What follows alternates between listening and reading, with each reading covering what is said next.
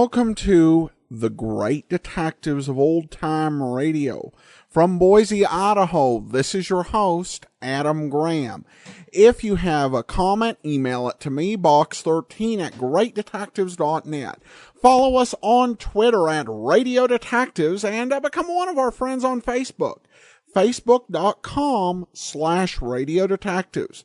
Before we do get started, I do want to encourage you to check out our store.greatdetectives.net, where you can pick up all my ebooks, audiobooks, and paperbacks. Among them, All I Needed to Know I Learned from Columbo and All I Needed to Know I Learned from Dragnet. Both are available in multiple ebook formats, as well as in audiobooks from audible.com, so go to store.greatdetectives.net. Well, now it's time for today's episode of Defense Attorney, which actually, there's only 3 episodes of this series in circulation, but this one aired 2 weeks after the previous episode. The original air date September the 14th, 1951, and the title is Client Jimmy Leonard. Listen to Mercedes McCambridge as defense attorney following this important announcement. The United States is engaged in an immense program of defense mobilization. Its success depends upon the maintenance of a strong, healthy economy. Increased sales of United States defense bonds will ensure that success. Here's a job for America in which everybody can share. In addition to helping your country, you also help yourself, because a bond bought is money saved. You can buy bonds on the payroll savings plan or the bond-a-month plan. Whichever method you may use, make tomorrow your D-Day. Buy an extra bond for defense. Ladies and gentlemen, to depend upon your judgment and to fulfill mine own obligation, I submit the facts, fully aware of my responsibility to my client and to you as defense attorney.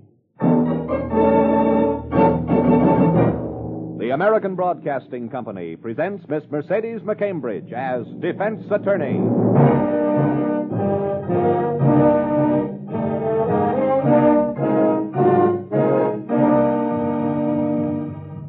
When Martha Ellis Bryant chose law as a career, she accepted the challenge of defending the defenseless.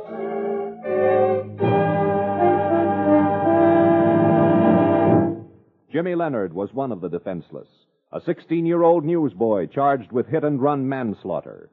He is being held at the Midtown Precinct, where Martha Ellis Bryant is summoned by Judd Barnes. I want you to see him, Marty. I want you to talk to him. Lieutenant Leibus will be back any minute. He'll okay the visit. You're pretty upset about this boy, Judd. I've known him since he was 2 feet high, and I don't think he's guilty. Well, the police must have had some reason for bringing him in. He owns a hot rod. Keeps it in a public garage near the paper. When he went in this morning, the fender and a headlight were smashed up. He took it to a body shop to have it straightened. The police picked him up and nothing flat. Because of that man who was run down on River Street last night? Yeah. A couple of people who were waiting near the ferry slip said they saw a hot rod come zooming along and kill him. Jimmy's hot rod isn't the only one in town. Half the kids who peddle our papers have ones just like it. But not with a smashed fender, is that it? Somebody might have backed into the car in the garage. Jimmy says he didn't drive it last night, and I believe him. Why, Judd? Usually you're the doubting Thomas. Marty, it takes somebody pretty cold-blooded to run a man down and then beat it without stopping to help. And this kid isn't cold-blooded. Judd, he's just a boy. He might have been frightened. Not that frightened, Marty. Oh, hi, Ed. Hello, Lieutenant. Hi, Judd, Miss Bryant. Ed, Marty wants to see Jimmy Leonard. How about it? I guess somebody better see him. He's going to need help. What do you mean by that, Ed? I mean, he killed a man on River Street last night. You want to make book on that? Save your money. I just come from the lab. His car was in the garage all night. Not according to the lab report. There's a blood trace on that smashed fender that matches the blood of the man who was killed. Not only that, but glass fragments at the scene of the wreck fit perfectly into the broken headlight. Can there be any doubt about that, Lieutenant? You've seen enough lab reports, Miss Bryant. Take a look at this one. The car could have been stolen. Use your head, Judd. Anybody did steal it and kill the man, they'd have ditched it in some side street. They wouldn't bring it back to the garage. Lieutenant, has the dead man been identified? Yeah. Name is Fred Rimling, longshoreman. He just finished a job on the docks and was crossing River Street on his way home when that young punk come barreling along. That kid isn't a punk, Ed. Look, Judd, we've been friends for a long time, but I got a job to do this morning. Got to go over to Tenement Row and tell Fred Rimling's wife and 2 kids he isn't going to come home. It's one of the lousiest things a cop has to do. How'd you expect me to feel about that hot rod jockey you're so fond of? Lieutenant, maybe you have proof that Jimmy Leonard's hot rod killed Fred Rimling. But you haven't proved that Jimmy Leonard was driving the car. Maybe not, but I can prove that he lied. He claims he was home all last night. I spoke to his old man a half hour ago. The kid hasn't been home since he left the peddler's papers yesterday. Now, if you still want to see him, go ahead. Better you than his old man. What do you mean by that? I mean, his father doesn't think as much of him as you do. I let the old man in to see him, he'd beat his brains out. And believe me, I'm tempted. Yeah, I'm sorry I blew, Judd. Thinking about myself, I guess. Got a bad hour ahead of me. It's my fault as much as yours, Ed. I didn't know about Rimling's family. I better go. I'll clear your visit with the desk sergeant, Miss Bryant. We'll take you back to the cell whenever you're ready.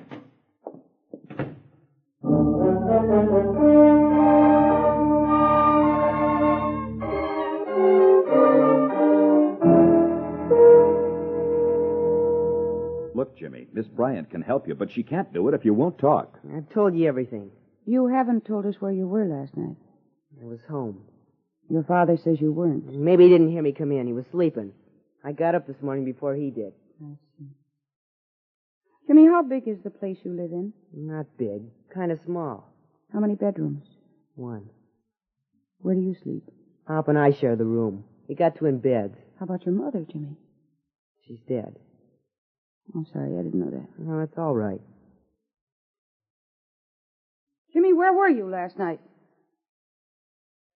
Jimmy, I've always been a friend of yours, haven't I? Oh, sure, Mr. Barnes, you've been swell, Then but why should you lie to me? Where were you last night, son? I was... No, I can't tell you. Jimmy, are you refusing to protect yourself, or are you trying to protect somebody else? No, I can't tell you, that's all. I just can't tell you. So why don't you go away? Why don't you leave me alone? Come on, Marty. I guess Ed was right. No, just a minute. Jimmy, did you ever lend your car to anybody? Was there anybody who might have had a duplicate of the ignition key? No, I was the only one who ever drove it. I only made it a month ago. A bunch of us made them. We chipped in and bought parts so we could get them wholesale. Mm-hmm. Did any of the other fellows keep their cars in the same garage? Yeah. A kid by the name of Rembrandt. I don't know his real name. We call him Rembrandt because he goes to an art school at night. And Frankie Cutter. Yeah, they're the only ones. Say, look at lady. What can they do to me? Jimmy, you're just 16. And if they find you guilty, you'll be sent to the state reformatory until you're 21. That's 5 years. Jimmy, 5 years. Think, son. Look now, I didn't kill that man. I didn't drive last night. The car was never out of the garage. All right, so the car wasn't, so the police lab is crazy, but where were you? Judd, leave him alone, darling. It's no use. Come on, I want to see those other newsboys.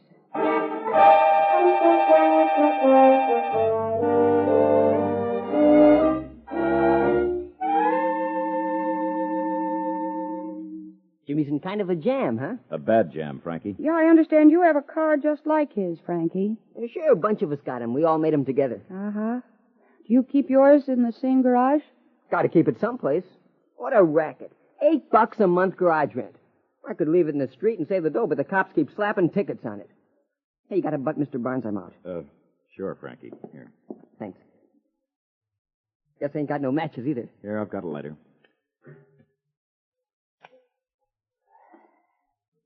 Ah, that's a good lighter.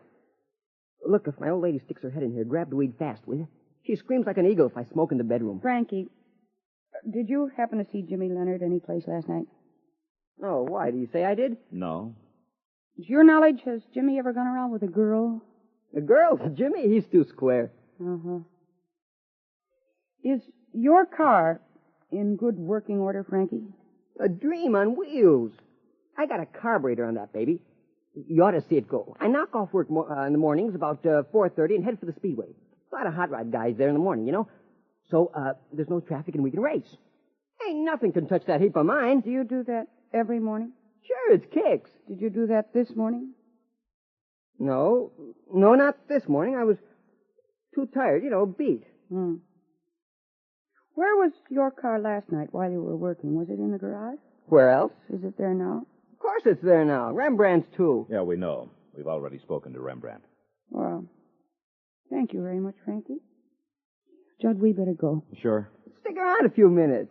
The old lady went out to get some cake. She'll fix you some coffee or something. No, thanks, Frankie. Thank your mother for us. I don't want to get up and see you to the door in my pajamas. I ain't got no bathrobe. That's all right, Frankie. We'll find our way. Goodbye, and thank you. Sure. Some classy dame you got there, Mr. Barnes. Keep her covered so she shouldn't get cold. Yeah, I will. So long, Frankie. How do we get out? I think we came in through that door. This other one must be the kitchen or a closet or something. Right you are, Princess. Marty, what do you think of Frankie? Feel sorry for him. Yeah, I know what you mean. Tenement row isn't the ideal setting to grow up in. My folks used to live in a place just like this. You grew up all right. I was lucky, Marty. I learned how to put words together until they made sentences. Street level. There's the door. Ooh, like the end of a dark tunnel.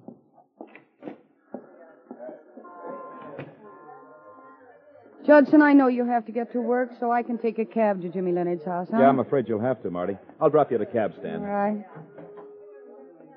You still want to see Jimmy's father? Yeah, I do. And when you get to the paper, will you check around a little, ask some of the other boys if they saw Jimmy last night? Yeah, sure. Maybe one of the... Hey. What is it? Lieutenant Leibus just coming out of that building across the street. Well, there's his car. Hey, Ed! Ed! Yeah, he sees you, Judge. He's coming across. Ah, that must have been where Rimling lived. Leibus said tenement row. Yeah, I know. Hi. Hi. Hope you didn't come down here to see Mrs. Rimling. No, Marty had to stop in the neighborhood. How is she, Lieutenant? A couple of neighbors with her now, and the minister from the church. She'll be all right, I guess, if she isn't left alone. 2 cute kids. Look, Judd, I want to ask a favor. Well, sure, Ed. Your paper makes a pitch for somebody every once in a while to get help for him. Fred Rimling's family can use some help. I get right on it, Ed. No insurance, no nothing. Killed coming from work last night. The first work he'd had in 3 months. In 3 months? Longshoremen should be busier than that. There's a lot of shipping. Yeah, well, for some reason he'd been on layoff till yesterday. Longshoremen's union had a meeting yesterday afternoon. He was elected delegate. I guess that helped to get him working again. I better get back to headquarters. Where are you going? I'm going to the paper. Marty's going to see Jimmy's father. Lieutenant, would you mind doing something for me? To help that kid up. Well, what do you want? I want you to check the license plates on Jimmy's car. Then check the registration. Make sure the motor number on the car is right. What's the reason for that, Marty? Well, it's just a possibility. Rembrandt and Frankie Cutter have cars exactly like Jimmy's. One of them might have switched parking stalls and license plates. I just want to make sure that Jimmy's car is Jimmy's car. Look, Miss Bryant, his key fit the damaged car. He drove it out to a repair shop. A fella can always tell his own car, even from others, just like... No, Lieutenant, but just the same, check it for me, will you? I'll come down to see what you find. After I see Jimmy's father.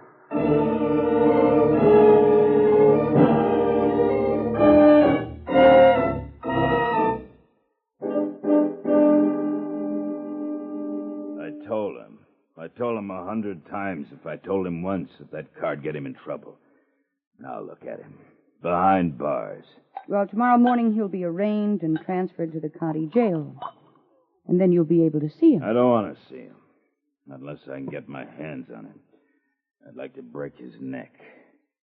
Mr. Leonard, what kind of father are you? The kind he should have listened to. I've been too easy with him. He's just like his mother was. Blood'll tell. That's what she'd do, too. Kill a man and run. She never had the guts to face anything. But he's a 16-year-old boy. He's alone. He's frightened.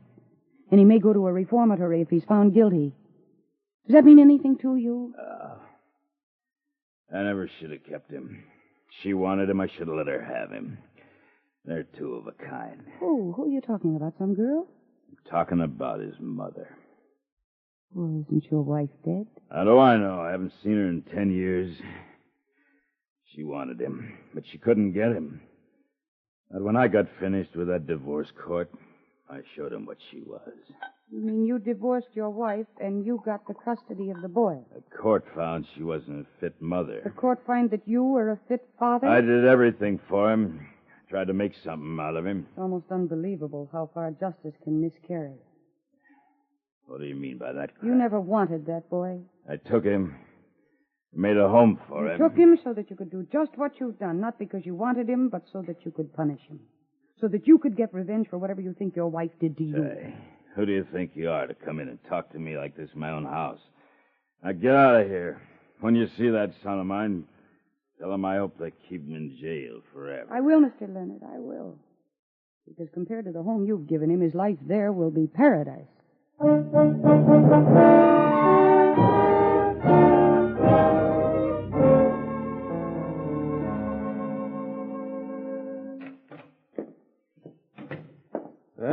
There's the check on the serial number of the motor, Miss Bryant. It tallies with the number on the registration slip. Well, then I'm sorry I bothered you, Lieutenant. It was just an off chance. Oh, Judd called a few minutes ago. He's on his way over to meet you. Thank you. Has Jimmy Leonard said anything since I left? No, he's still clammed up. Oh, that fool kid. If he hadn't run away, the charge wouldn't be so bad. A year, maybe, but that hit and run. What happens to a kid's brain, Miss Bryant? It's an accident, not murder. He was speeding, sure, but why didn't he stay to face it? I guess he was afraid to face something else. His father. Yeah, I think he hated the kid. You know the kid's guilty, don't you, Miss Don't Bryant? ask me that, Lieutenant. My job is to defend him. Yeah, sure, I'm sorry. I got some work to do, but you can wait here for Judd, okay? Yeah, fine. Oh, sorry, Ed. Speak of the devil. Here's your bow now, Miss Bryant. Got time to grab a bite with us, Ed? Cops never eat or sleep. You know that, see? Any luck, Marty? Yeah, all bad. I've got some bad news, too. Jimmy was definitely lying about where he spent the night. Why, do you know where he was? At the Hotel Savarin Plaza. The Savarin Plaza. Yeah, there's a newsstand in the lobby. One of the men on a delivery route was making a drop there, and he saw him. We might have been just walking through. That hotel opens on 2 streets. Delivery men saw he said Jimmy at the desk registering. Said he called to him, but Jimmy turned his face away. He said he thought maybe he'd made a mistake. Did you check with the desk clerk? Yeah, Jimmy was registered, all right. Not only that, but he'd been there before. For some reason or other, he stayed at that hotel about one night a month. It's strange, a boy like him in a hotel like that. Yeah, and there's something even stranger. He'd always call in advance and make a reservation. Marty, you think he was meeting somebody or something? Yeah. Yeah, I do, and I think I know who. His mother, Chuck. His mother's dead. You heard him tell us that. If she's dead, Jimmy's father doesn't know about it. They were divorced 10 years ago. Oh, Judd, that boy's not guilty. He's hiding something. Well, he won't talk, Marty. You saw that. Maybe we can find something to make him talk. You go back to that hotel and go through that register. See if a woman has also registered there on the same days that Jimmy did. Get all the information you can on her. Because if we find her, I think we'll find Jimmy's mother. You may have something, Marty. Why don't you come with me? Oh, got another stop to make. Yeah, where? Down at the docks. I'd like to know why Fred Rimling only got 1 day's work in 3 months.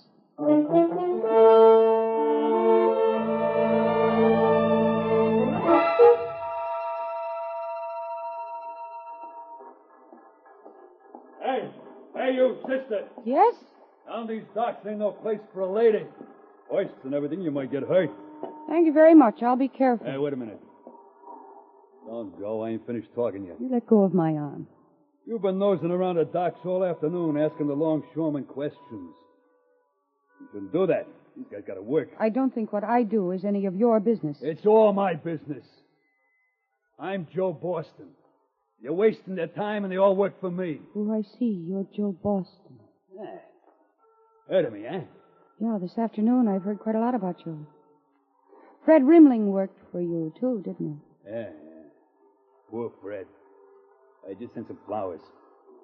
Bad thing. Poor guy getting killed like that, leaving a family. I bleed for him. Bleed what, ice water? Look, you're a pretty fresh dame. What do you want around here? I want to find out why Fred Rimling worked only 1 day in 3 months. Docks are slow, that's why. They're loaded with shipping. I've been talking to the men. And I know why he didn't work. Oh, all right, sister. Tell me. He didn't work because you have the contracts for all the unloading done here, and you make the men kick back part of their pay. Yeah? Get one of them to say that in front of me. Oh, you know they're frightened of you. But Rimling wasn't, was he? He was ready to fight you. That's why the men elected him delegate yesterday. He was a communist. Always making trouble. He was not a communist. He went to church regularly, and all the men around here respected him. 1 day's work in 3 months. And a late job, too. One that brought him out on River Street at 3 o'clock in the morning to be killed under the wheels of a car. A hot rod driven by a crazy kid. You blaming me for that? No, I'm not blaming you yet. You let go of my arm. Sure, I'll let go of it. But let me tell you something. Stay away from these docks. Stay out of my business or I'm going... Or what, Buster? What's the matter, Marty? Judd, he's... You're Barnes, ain't you? Newspaper guy, eh? That's right. And Miss Bryant happens to be the girl I'm going to marry, and I don't like to see her having trouble. Come on, Marty, I'll take you home. I'm pretty happy you came along. I looked for you all over the docks. Lucky I found you. Yeah. Rimling was breaking up a racket on him, Judd. Boston looks like a man who wouldn't stop at any murder. Are you sure? He shakes the men down, a pay kickback. A couple of them hinted at it, but they're afraid. Ed Liebes suspected Boston of strong-arm stuff before, up to and including murder, but he's never been able to hang it on him. But, Marty, what's the connection between Joe Boston and Jimmy's hot rod? I don't know. I keep thinking Jimmy's car was switched with another one just like it. But Liebes has proven that's wrong. Yeah. Over there is where Rimling was killed, Marty. Coming out of Pier 37. Witnesses who saw the hot rod were in that ferry shed there. The car came speeding along from that direction. Yeah? Oh, hey, Judd, what did you find out at the hotel? Oh, yeah. The kid's mother was at the hotel on those nights, all right. Her name's Mrs. Helen Goodrich now, remarried. Comes from Pleasanton, 100 miles upstate. I called her, told her what's happened. She broke up, Marty. She's on her way here now. Oh, good. That boy sure needs her. She loves him, Marty. I could tell by her reaction. Judd, look out. Watch. What? Wow. Oh, that crazy cab driver. He almost skidded right into us. It wasn't his fault. It's this road. It's like glass. An oil truck overturned here a few days ago. They tried to sand it down, but it's still slippery. You hear the sand and gravel kicking up under the fenders? Yeah. Yeah, I do hear it. Judd, I want to see Lieutenant Liebes. I want to see him right away. Well, why? What are you so excited The about? car that killed Rimling must have driven through that oil slick. Yeah? I got an idea. An idea that may prove Jimmy didn't kill Fred Rimling.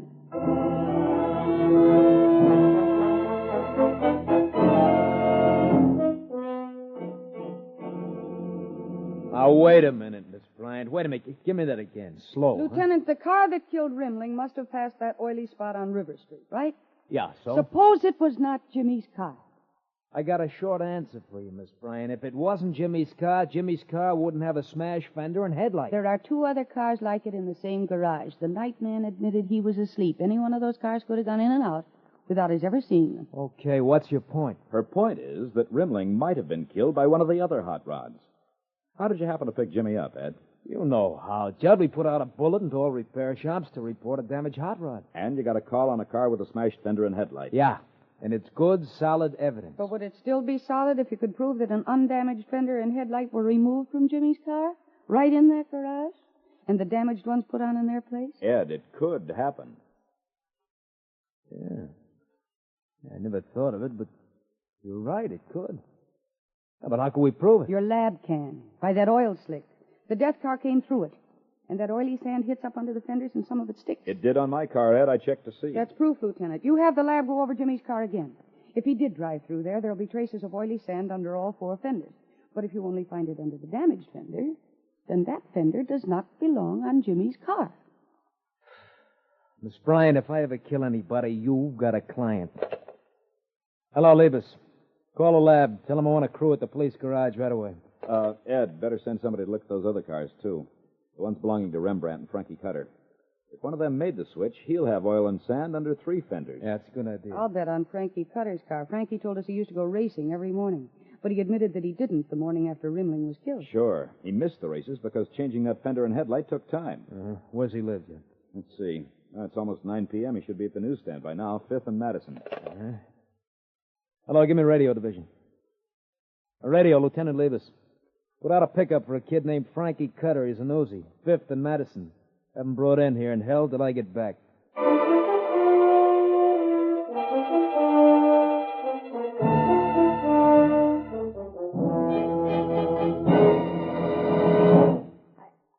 I didn't kill him, I tell you. I was working the newsstand. Save it, Frankie. You're cooked. The lab crew can prove that you switched fenders on Jimmy's car. Might as well tell the truth. Come on, Frankie. Give me a butt, will you? I'm out. You can smoke later. Okay. I changed the fenders and the light. But I didn't kill nobody. I was at the stand. Somebody else had the car. Oh. If I tell you, he'll kill me. He's a big shot, the stuff, real big, got connections. Maybe we can tell you, Frankie. It was Joe Boston, wasn't it? Huh? How'd you know? Was it Boston, Frankie? Come on, talk. Yeah, he came by the stand that night. I had my car in the alley. By the movie, you know? Every time he picked up a paper, Boston, I mean, he slipped me a buck. A big guy, you know? So it's about 2 a.m. when he comes by. He wants to know, can he borrow my car? To a guy like him, you don't say no. So I give him the keys. And when did he come back? About 3:30. Tells me he had an accident. The thing is smashed up. The fender and the headlight. Give me a butt, will you, somebody? Here.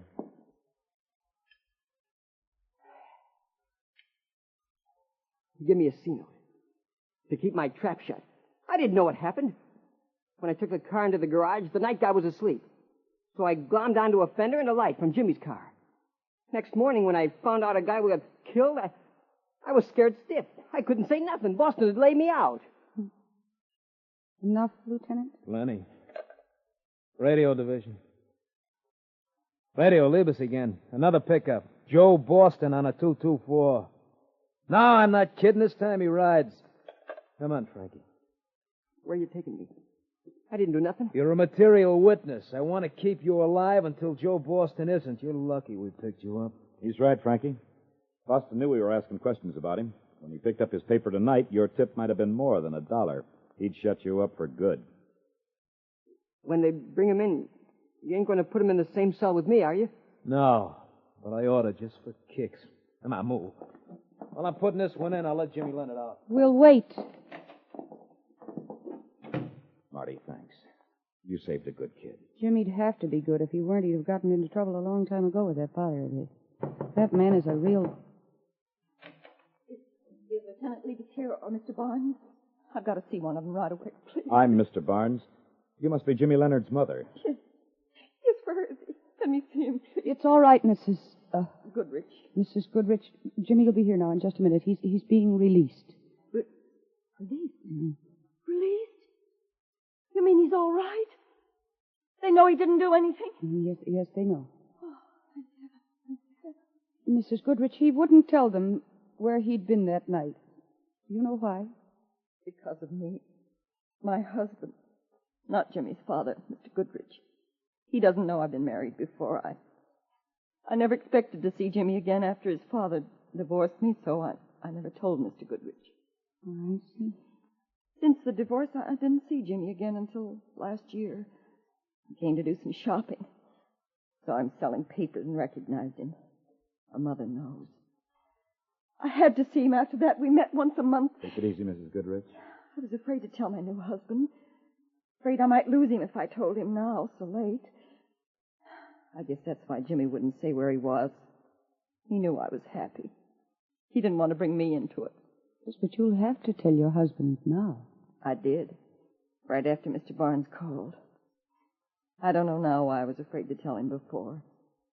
I got a good man this time. He's out there in the car. He wants me to bring my boy home with us.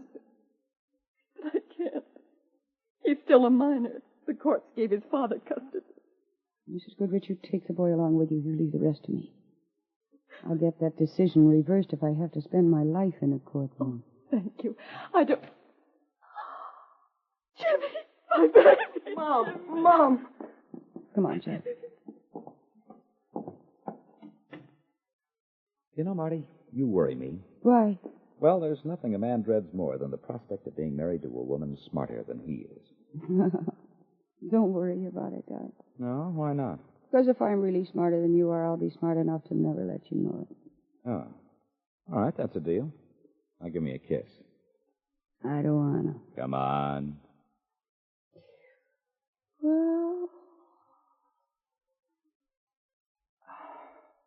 Well.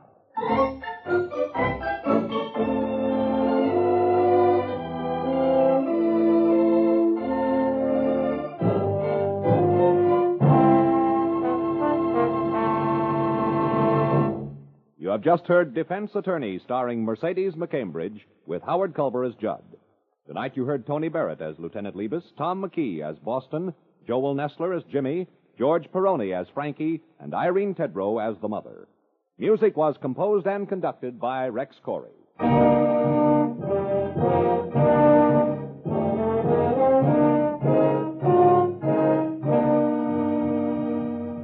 Defense Attorney was written by Joel Murcott. The program is directed by Dwight Hauser.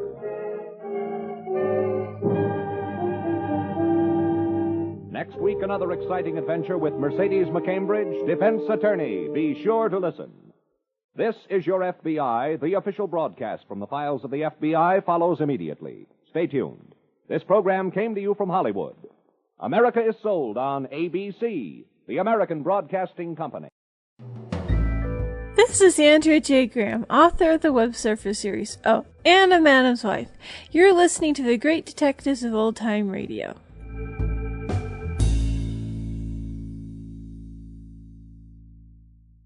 Welcome back. Well, a pretty well-developed script, though it did kind of, as soon as the murderer was introduced, you kind of knew that he was the one who did it.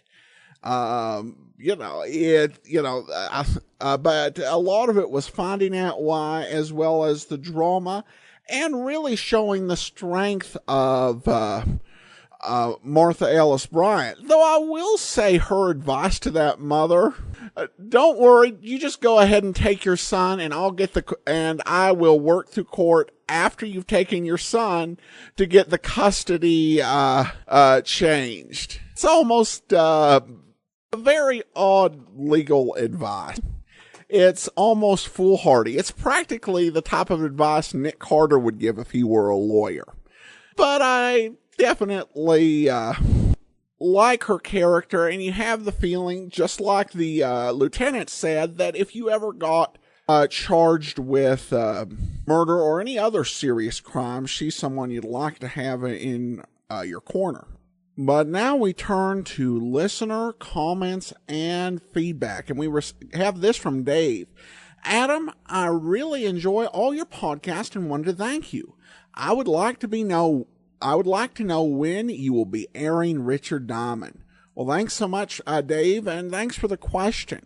Well, I've been getting that question about Richard Diamond since we started this podcast, more than 6.5 years ago. And I'm happy to tell you the answer is in 2 weeks. At long last, Richard Diamond will join the Great Detectives of Old Time Radio. Of course, that does mean next week we'll be saying farewell to Defense Attorney, which is definitely a shame. But Richard Diamond coming in 2 weeks. All right, that will do it for today. If you do have a comment, send it to me, Box 13, greatdetectives.net. Follow us on Twitter at Radio Detectives and become one of our